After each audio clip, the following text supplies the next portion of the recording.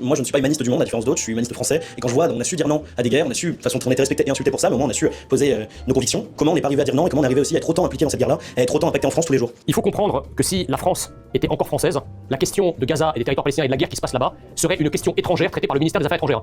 Il n'y a aucune raison d'accorder plus d'importance à ce qui se passe au Moyen-Orient, qu'à ce qui se passe en Ukraine, qu'à ce qui se passe en Somalie, qu'à ce qui se passe entre la Chine et les Ouïghours. Ce sont des dossiers internationaux chauds, importants, mais qui sont gérés par le ministère des Affaires étrangères. Pourquoi, et votre question est extrêmement intéressante, pourquoi aujourd'hui cette question israélo-palestinienne devient une question de politique intérieure française? C'est parce que nous avons en France entre 10 et 15 millions de musulmans, donc c'est-à-dire un tentacule de la Oumma qui se situe en France et qui prend fait et cause pour les Palestiniens et pour Gaza. Aujourd'hui, en raison justement du degré de remplacement du peuple français par un peuple islamo-gauchiste, eh bien la question palestinienne devient une question de politique intérieure, alors que dans un pays normalement constitué, la question palestinienne est une question de politique étrangère. Essayez à discuter répondre. Je pense qu'il y a une dimension vraiment plurifactorielle déjà. Il y a une dimension d'incarnation, disons, de personnalisation de ce conflit auprès de gens comme moi, par exemple, de Français issus de cette immigration, qui venaient de pays anciennement colonisés par la France. Et quand on constate factuellement l'implication diplomatique de la France, son refus de condamner fermement les agissements criminels de l'État d'Israël, la partialité qu'il y a dans les médias, dans le traitement de l'information qui est fait dans les territoires palestiniens ou à Gaza, il y a cette identification naturelle qui se fait. Nous nous sentons spontanément solidaires parce que nos aïeux, nos grands-pères. Parce que vous êtes pas français, c'est ça le problème. Non, vous êtes un français papier. Nous sommes plus français que vous. Non, vous êtes un français papier. Moi, c'est la vocation de la France de se poser aussi en puissance de médiation, parce que je vois un peu les manœuvres dilatoires qui sont celles de Messa ou de Simon. C'est de dire qu'il faudrait se désintéresser du malheur du monde. La France déjà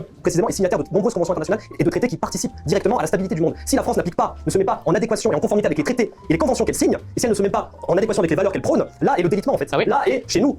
Et le La perception d'une hypocrisie, mais qui n'est pas que de nous. Lula n'est pas musulman. Le président chilien n'est pas musulman. La plupart des pays du Sud ne sont pas musulmans. Pourtant, vous avez des pays qui sont impliqués maintenant dans la coopération internationale, comme le Brésil ou le Chili, qui ne sont pas des pays majoritairement musulmans, contrairement aux affabulations de M. Messia, qui ne sont pas des pays musulmans et qui s'impliquent maintenant directement dans la résolution du conflit israélo-palestinien.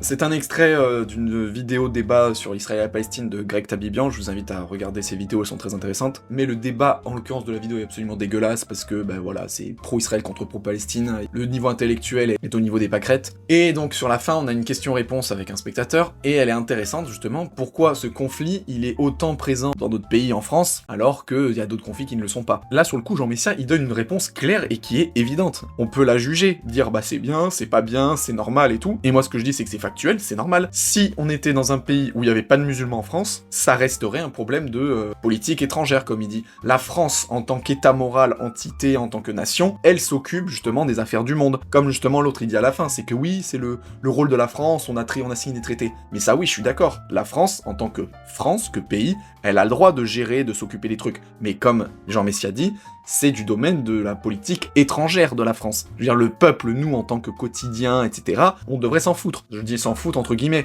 mais c'est comme on s'en fout de ce qui se passe au Yémen, comme on s'en fout de ce qui se passe au Congo. Pourtant, au Congo, je crois, il y a beaucoup plus de morts que ce qui se passe en Palestine. Mais on s'en fout, parce qu'on n'en parle pas à la télé. Sauf que comme on est dans un pays, là où il le dit Jean Messia, il y a une quinzaine de millions de musulmans en France, ce qui est un nombre non négligeable, c'est normal aussi que ça soit importé, et que les musulmans qui sont une Oumma, hein, c'est dans leur religion, hein, on peut pas le nier, c'est écrit dans le Coran qui est sacré, donc vous avez intérêt à le respecter, hein, sinon c'est-à-dire que vous chiez à la gueule de votre Dieu, et donc votre Oumma vous dit que vous devez vous sentir concerné, proche de votre communauté, et donc en l'occurrence des Palestiniens. Donc c'est normal que le conflit israélo-palestinien se soit importé en France, vu qu'on a une grosse communauté musulmane en France. Et en fait, ce qui est marrant, c'est que du coup l'autre, il utilise des débats pour essayer de contrer Jean Messia, mais en allant dans son sens. On dit pas que la France doit pas se mêler du conflit israélo-palestinien, on dit que ça doit être du rôle de la politique étrangère, mais pas des Français. Sauf que là, c'est devenu effectivement de la politique intérieure de la France. Après, il donne comme exemple le Brésil, le Chili, qui n'ont pas forcément autant de musulmans que nous, ils s'en occupent aussi. Mais justement, le Brésil et le Chili, ils s'en occupent, ils réagissent en tant qu'État, en tant que nation. Le Chili, le Brésil, se sent concernés par ce qui se passe en Palestine, mais c'est pas le peuple. J'imagine que les Brésiliens ne sont pas déchirés sur la question, ou les Chiliens. Le Brésil et le Chili, ils s'en occupent dans la manière d'une politique étrangère, et pas dans une manière d'une politique intérieure, comme on le fait nous. Donc là, sur le coup, Jean Messia a complètement raison par rapport à l'autre, quoi.